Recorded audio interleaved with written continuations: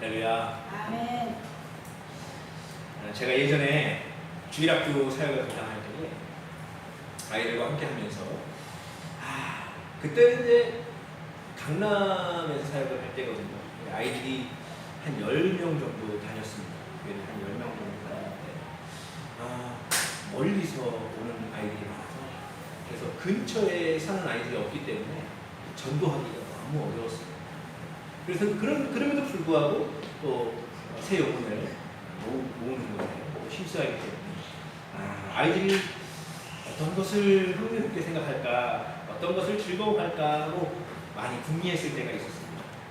근데 그때 이제 생각을 해보면서 하나 배워본 곳이 있었는데 그것이 무엇이냐면 마술이라는 거예요. 마술. 당시에 이제 교회 다니던 친구들 이제 곳곳에 멀리 차 타고 온다고 했잖아요. 곳곳에 아파트에 사는 친구들이 대부분이었죠. 그래서 당시에 이제 그 친구들 집에 가서 그 아파트에 사는 학교에 다니는 그 친구들을 초청해와라 이렇게 얘기를 하고 이제 초청의 그 모임이죠. 예배는 아니고 그 모임을 그 아이들의 집에서 했습니다. 소위 말하면 신방을 간 거죠. 어린이 신방을 간 거예요. 거기서 이제 기도도 하고 제가 이제 목사 전도사라고 당시 전도사였죠. 전도사라고 얘기하고 기도하고 간식도 먹고 그러니까 아이들은 어리니까 전도사님이 왔다니까 뭐 그런 거 없어요. 나는 안 다니니까 기도 안 해요. 이런 애들도 없습니다. 그냥 우리 한번 기도할 때 두손 모으고 눈 감으니까 해볼까요? 어디서 들은 건 있습니다. 아이들 안 다니니까 그러니까 두손 모으고 기도하고 그래서 그렇게 기도하면서 간식도 먹고 피자도 시키고 치킨도 먹고 그러면서 이제 아이들이 요즘에 어떤 것에 관심이 있는지 그런 얘기, 애들 얘기 들으면서 또 저도 아이들에게 이제 이야기 받아주면서 농담도 하고 이러면서 배웠던 마술을 보여준 것이죠. 보여줬습니다. 제가 배운 거는 굉장히 간단한 거였습니다. 근데 간단한데 그럼에도 불구하고 아이들은 굉장히 순수하잖아요.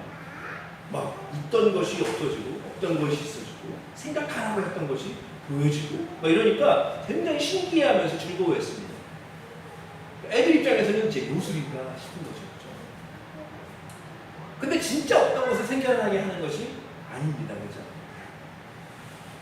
저희 그 친한 형 중에 마술사 형이 계십니다. 아시지만 그리고 이제 더 실력도 좋아지고 유명해졌어요. 저희 교회에도 왔었습니다. 그렇죠? 1회 겨울에 했던 크리스마스 행사 때 와서 마술 공연을 했었죠.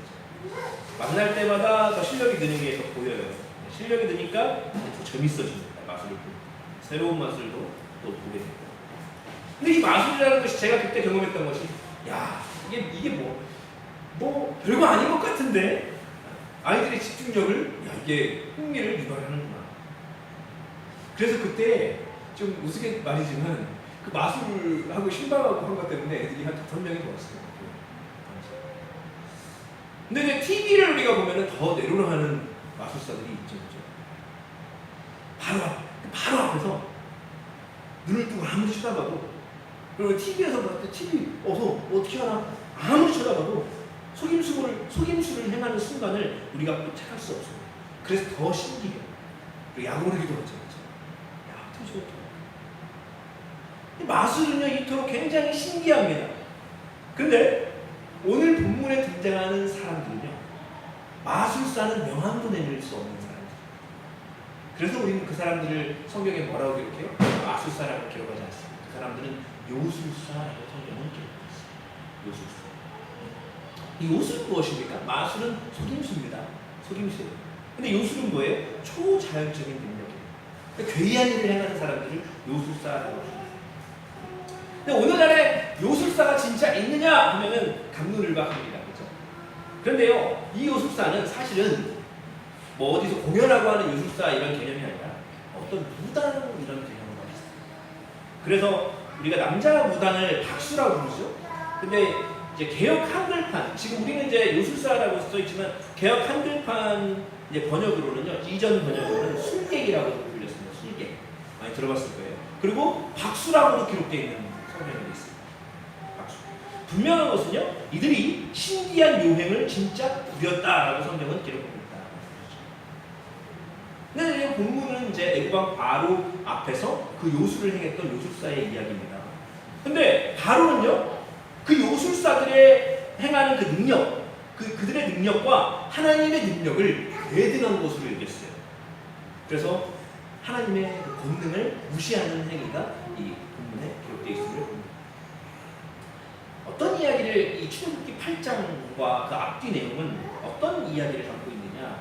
출애굽하기 전에 애굽에 내리셨던 10가지 재앙의 이야기를 담고 있죠. 그 중에 오늘 본문은 그 중에 세 번째 재앙인 티끌이 이가 되는 재앙, 먼지가 이가 되는 재앙. 오늘의 말씀을 통해서 하나님의 절대적 권능, 오늘 제목이에요. 하나님의 절대적 권능, 그 절대적 권능을 경험하는 귀한 시간 되기를 원합니다. 아멘. 여러분, 우리가 알다시피요, 다 인정하다시피 우리 삶의 1분 1초도 우리의 능력으로 되는 것이 없습니다. 그죠? 호흡할 수 없습니다. 1분 1초. 우리가 호흡할 수 있고 움직일 수 있기 때문에 우리가 지금 이 자리에 움직여서 와서 예배를 드리고 있는 것입니다. 우리는 사실 삶의 순간순간을 하나님의 절대적 권능을 경험하고 살아갑니다. 그런데요, 같이 살아가고 있는데도 불구하고 어떤 이들은 그것을 경험하지 못해요. 하나님의 권능을 경험하지 못한다는 것이죠. 왜 똑같은 한 인생을 살아가면서 같은 은혜를 입으면서도 하나님의 권능을 경험하지 못해요? 또 고백하지 못하는 것일까? 우리가 이것에 대해서 먼저 나누고 싶습니다. 우리가 하나님의 절대적 권능을 경험하지 못하는 이유가 있다는 것이죠. 그것이 무엇일까? 바로 나의 경험에 의지하기 때문에, 내 경험에 의지하기 때문에.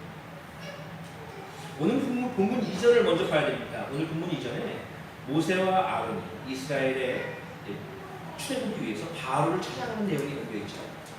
거기서 하나님께서 주신 기적을 바로왕 앞에서 행합니다. 아론이 지팡이를 던지니까 그 지팡이가 뭐가 되었어요? 뱀이 됩니다. 엄청난 기적입니다. 저는 그거 본 적이 없습니다. 지금까지.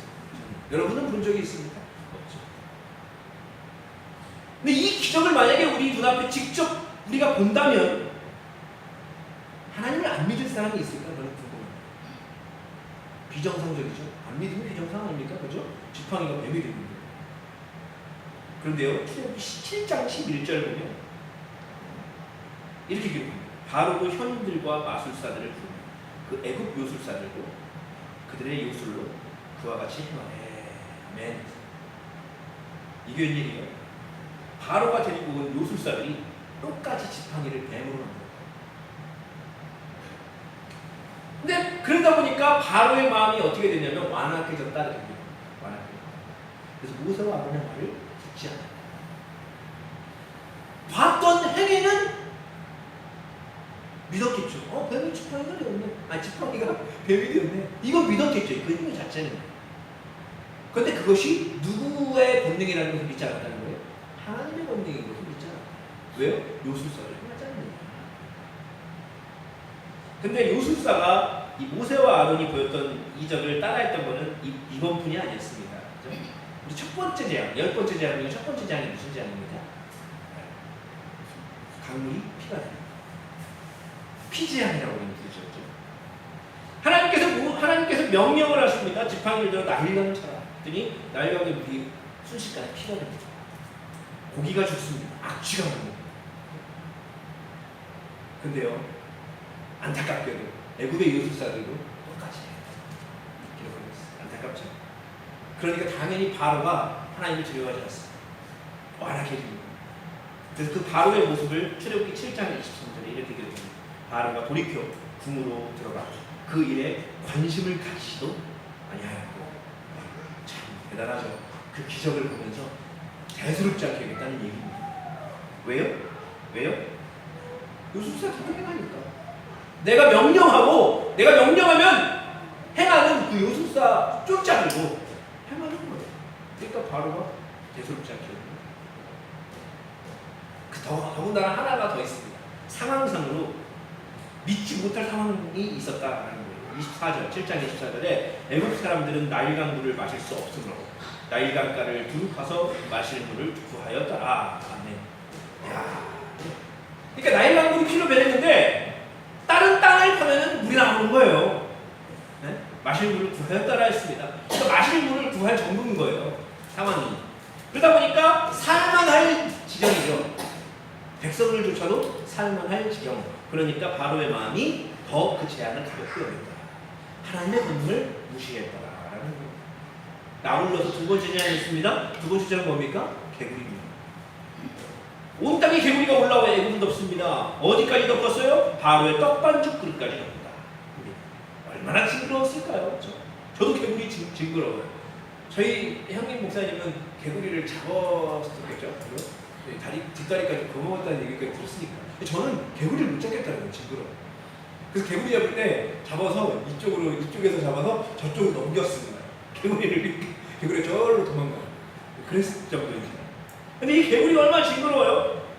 바로가 마침내 이 개구리 제안을 맛보고 처음으로 내가 이스라엘 백성들을 내보내겠다라고 이야기를 꺼냅니다. 출애굽기 8장 8절에 바로가 모세와 아론을 불러 이르되 여호와께 구하여 나와 내 백성에게서 개구리를 떠나게 하라. 내가 이 백성을 보내리니 그들이 여호와께 제사를 드릴 것이니라. 모세가 바로의 부탁을 간청을 듣습니다. 그 개구리를 없애주시기를 구하죠. 그랬더니 예정대로 개구리들은 죽습니다. 그러니까 바로가 태도를 바꿉니다. 15절에 그러나 바로가 숨을 쉴 수 있게 됨을 보았을 때에 그의 마음을 완강하게 하여 그들의 말을 듣지 아니하였으나 여호와께서 말씀하신 것과 같더라.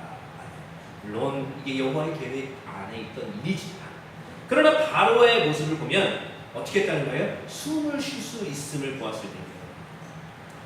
이제 살만하게 되었을 때라는 거예요. 개구리가 없어지니까 살만해요. 그러니까 하나님의 권능을 싸그리 또 무시해버린다. 결과적으로는 바로가 그 권능을 믿는 척 하는 거죠. 했던 것이죠. 그래서 거짓말을 했던 것이죠. 내가 보내겠다. 그러나 사실 없애면 보내지 않을 생각이었다는 것입니다. 이 거짓말쟁이 또 현실주의자 바로를 우리가 보고 있습니다. 현실주의자. 근데요, 여러분 현실주의자 하면은 또 누굽니까? 나예요. 내가 바로 현실주의자라는 것을 발견한 겁니다.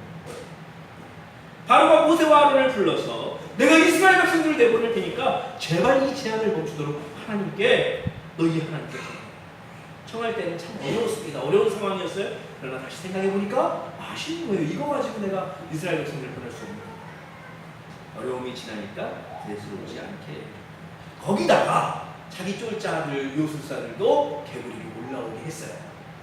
그러니까 더 이렇게 쉽게 마음을 바꾸는 것이죠. 현실적인 상황에 맞게 힘들면 구하고 이스라엘 백성들을 보내겠다 약속하고 어려움 지나니까 완악한 마음으로 다시 보내지 않겠다 마음을 바꾸고 말을 바꾸는 이 바로 이게 지금 살아가는 저와 여러분의 모습이 아닌가 말씀을 거울에 붙여 거울처럼 붙여요. 제가 고3 아이들과 이야기를 나누게 될 때에 그런 말을 많이 했어요. 야, 아무리 공부하기 바쁘다 해도 신앙생활을 소홀히하지 마라. 혹시 꼭 주일에 공부하겠다 싶으면 예배를 드리고 가서 공부해라. 네가 공부를 많이 한다고 좋은 성적을 내는 것이 아니라 하나님께서 너에게 지혜를 주셔야 좋은 성적을 낼 수 있는 거야. 사실 이런 이야기는요, 고3 수험생 부모님들이 들었으면 저한테 뭐라고 할 이야기였어요. 혹시 부모님이 교회를 다니는 성도님이라 할지라도 서운해할 수도 있는 이야기입니다. 왜요? 왜 그들이 그럴까요? 왜 그 어머니들이 그런 반응을 나타낼까요?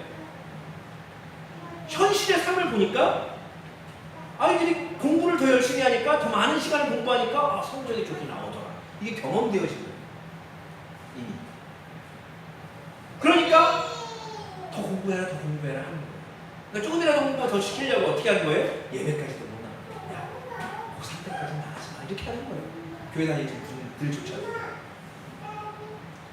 여러분 그러나 그리스도인의 삶은 진정한 그리스도인은 나의 경험에 최고의 가치를 두지 않습니다. 나의 공로로 성공한다고 말하지 않습니다. 그리스도인은요 죄로 인해 죽을 수밖에 없는 나를 고백합니다. 겸손을 고백합니다. 하나님 없이는 살아갈 수 없음을 고백하는 성도이기에 하나님의 은혜를 고백합니다. 나의 하루가 하나님의 은혜고 나아가서 삶 전체가 하나님의 손길로 지금 운행되고 있음을 고백하는 것이 그리스도의 삶임을 여러분 기억하시기 바랍니다. 아멘. 우리는 종종 바로 같은 모습을 드러내는 거예요. 여러분 나머지 제안을 보시면 알 수 있겠지만 9가지 재앙 내릴 때까지도요, 바로는 아니요, 10가지 재앙 내리고도 바로는 그 후에 도망갈 때도 잡으러 쫓아갑니다. 그죠? 그 계속 어려울 때는 하나님 찾고, 너희 하나님 찾고, 또 괜찮아지면은 다시 하나님 주셔. 여러분, 이 바로의 모습. 여러분, 하나님께서 우리가 바로와 같이 그렇게 저랬다 하는 모습 알까요, 모를까요? 하나님 아시죠? 그 마음, 우리의 마음을 모르실 리가 없습니다. 아시지만 하나님은 긍휼을 베푸시죠. 여러분, 바로가 그렇게 거짓말쟁이 바로가 간청해서 모세에게 구하면, 그래서 모세가 하나님께 구하면 내렸던 재앙이 언제 있었는지 없어졌죠. 그런데 바로는 또 말을 바꾼다는 거죠. 사람끼리 있을 때, 많이 소통할 때 바로와 같은 사람 우리가 만나면 바로 같은 사람이 우리에게 도움 청할 때 우리가 도와주겠습니다. 안 도와주죠. 양치기 수면 저리 가라 하십니까? 바로 누구도 안 도와줄 거예요. 근데 하나님은 필요에 따라서 우리가 하나님을 찾는다 한들 어떨 때는 도와주십니다. 기도 하나도 안 하다가 갑자기 하나님, 저 이 병 고쳐주시면 제가 하나님 섬기는 삶 살겠습니다. 이 아들 고쳐주시면 하나님의 사람으로 바치겠습니다. 뭐 이런 기도도 하잖아요. 기도 하나도 안 하다가. 그런데 하나님이 이루어주실 때가 있다. 근데 왜 그럴까요? 하나님이 그 일을 통해서 무언가를 깨닫기를 원하시기 때문입니다. 무언가를 알게 하시려는 목적이 있는 것입니다. 그게 뭘까요? 출애굽기 7장 5절에 기록합니다. 내가 내 손을 애굽 위에 펴서 이스라엘 자손을 그 땅에서 인도하여 낼 때에야 애굽 사람이 나를 여호와인 줄 알리라 하시다. 7장 17절 여호와가 이같이 이르노니 네가 이로 말미암아 나를 여호와인 줄 알리라. 볼지어다 내가 내 손의 지팡이로 나일강을 치면 그것이 피로 변하고. 아멘. 결국 뭐예요? 재앙을 내리셨던 목적도 무엇이에요? 이 땅의 모든 백성들, 애굽 백성들, 바로가 그 땅을 인도해야 되는 사람이 누구예요? 아니, 그니 누구예요? 여호와인 줄 알아요. 이 능력을 행한 자가 나 여호와인 줄 알게 하리라. 이 목적인 거예요. 결국 하나님께서 우리의 삶 가운데 우리가 필요에 따라서도 하나님을 찾는다 한들, 거짓말쟁이인 우리가 하나님을 찾는다 한들 하나님 우리에게 응답하시는 이유가 뭐다? 하나님을 알게 하는 거죠. 하나님이 이런 분이다. 긍휼을 베푸시는 분이다. 은혜를 베푸시는 분이다. 너의 1분 1초를 호흡하게 하시는 분이 나다. 라는 것을 알게 하기 위해서.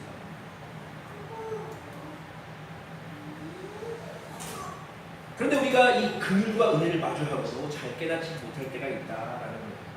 나의 경험을 의지하고 나의 공로를 의지하고 마치 요술사가 지팡이를 뱀이 되기도 하고 단을 티가 되게 하고 개구리를 올라오게 했던 것과 바로 내가 공부를 하니까 암기력이 좋아지고 성적이 좋아지고 내가 운동을 하니까 체력이 좋아지고 근육이 생기고 굉장히 상식적이죠. 상식적. 이 상식적이라는 말이 바로 나의 공로가 되는 것입니다. 그러니 이건 기적인데 뭐예요? 하나님의 은혜예요. 상식적인 것이 아니라 하나님의 은혜예요. 근데 사람들은 생각하죠. 누가 했기 때문에? 내가 했기 때문에, 내가 공부했기 때문에, 내가 운동했기 때문에 당연히 이렇게 되는 것이죠. 이렇게 생각하는 것이 문제라는 거예요. 다 내가 한 듯 사람이. 여러분, 우리 경험에 의지하면 하나님의 공로를 경험할 수 없습니다. 저와 여러분, 그리고 모든 사람에게는 한계라는 것이 있습니다. 모든 것이 다 가능하지 않는 거예요. 가능한 것들도 하나님께 부여받은 은혜로 가능한 것임을 고백하는 저와 여러분의 믿음 되시길 간절히 소망합니다. 아멘. 여러분, 그러면 그렇습니다. 나의 경험에 의지하기 때문에 우리가 하나님의 경험을, 하나님의 능력을 경험할 수 없다. 하나님의 절대적인 권능을 경험할 수 없다 했습니다. 그러면 반대로 우리가 하나님의 절대적인 권능을 경험하려면 어찌 해야 되느냐? 언제 경험할 수 있냐? 내 경험과 힘으로 되지 않음을 깨닫고 비로소 하나님을 찾을 그때에. 아멘. 이제 내 경험과 힘을 의지하지 않습니다. 깨닫고 하나님을 찾을 때. 그럼 그때 절대적인 권능을 경험한다. 간단히 말해서 그런 겁니다. 지금 내 호흡, 당연히 내 심장이 뛰니까 이렇게 생각하면 하나님의 권능을 경험할 수 없다. 근데 야, 이거 감사하다. 내가 아침에 눈을 뜨고 이렇게 숨을 쉬어서 하나님께 예배드리고 있으면 너무 감사해 하면 그때 하나님의 권능을 경험한다. 일해서 번 돈 가지고 먹을 걸 먹습니다. 당연히 내가 열심히 일했으니까 먹을 걸 먹지? 이러면 하나님의 권능을 경험할 수 없죠. 근데 이거 내가 만들 수도 없는 것인데 내가 이렇게 일해서 일할 수 있는 하나님이 일자리 주시고 이래서 힘을 주시고 그래서 일하니까 하나님이 나에게 열매를 주시는구나. 이것으로 내가 이렇게 감사하게 먹을 수 있으면 너무나 감사합니다. 그럴 때 하나님의 권능을 경험한다.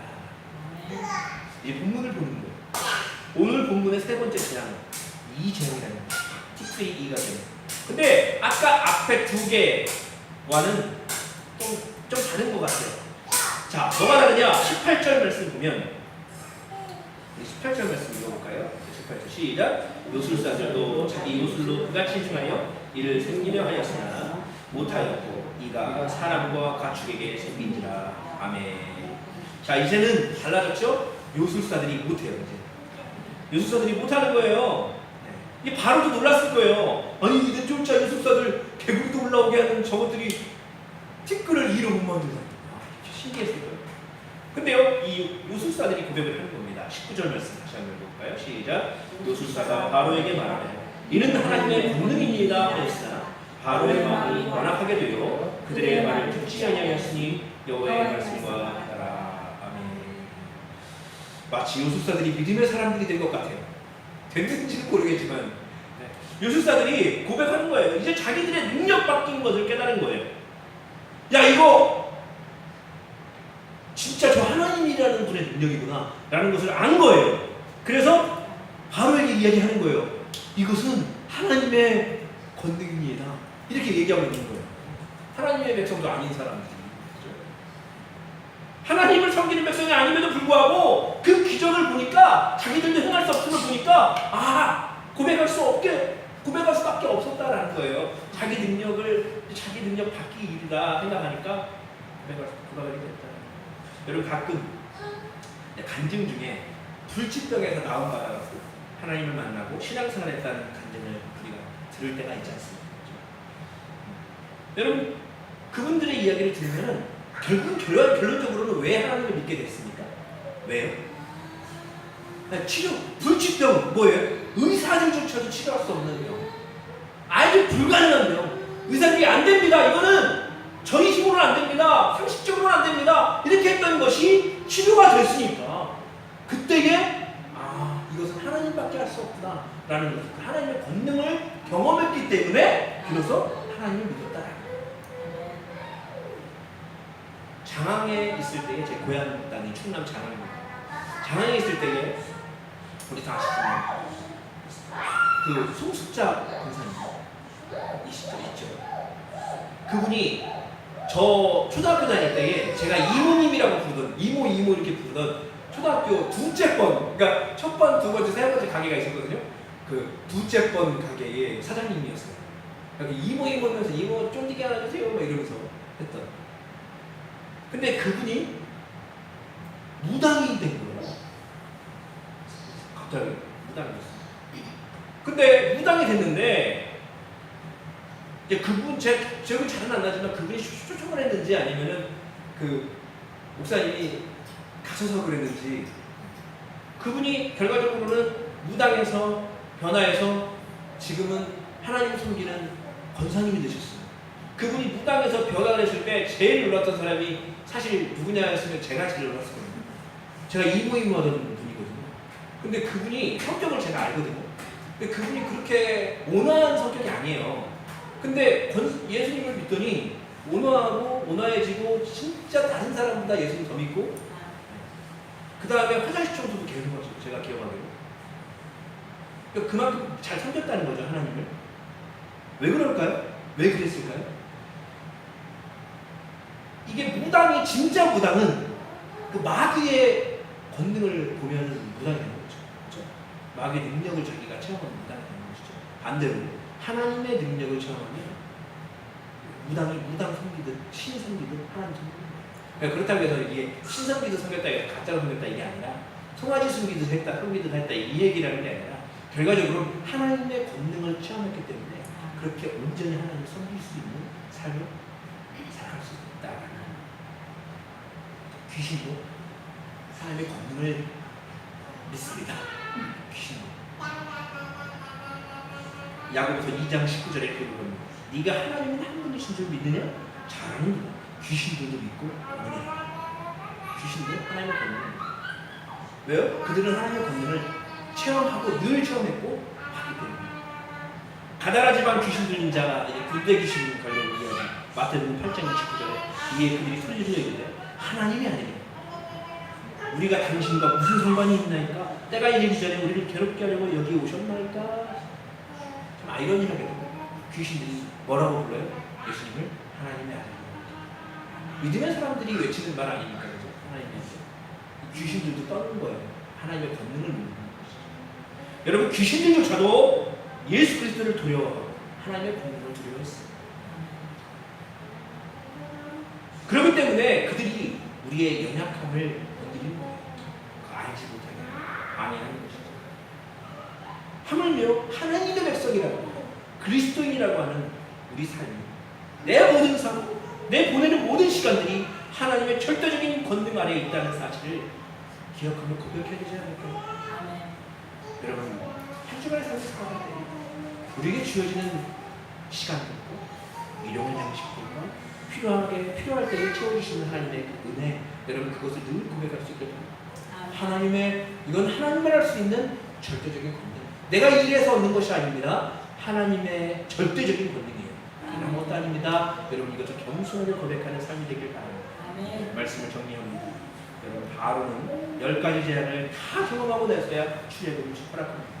그러나 우리의 삶은 바로와 달라야겠습니다. 지금 이 자리에서 말씀을 듣고 깨달은 우리 삶 속에서 하나님의 절대적인 권능을 고백하고 찬양하고 겸손히 그 앞에 엎드리는 한 주간의 삶이 될 수 있기를 간절히 소원합니다. 기도하겠습니다.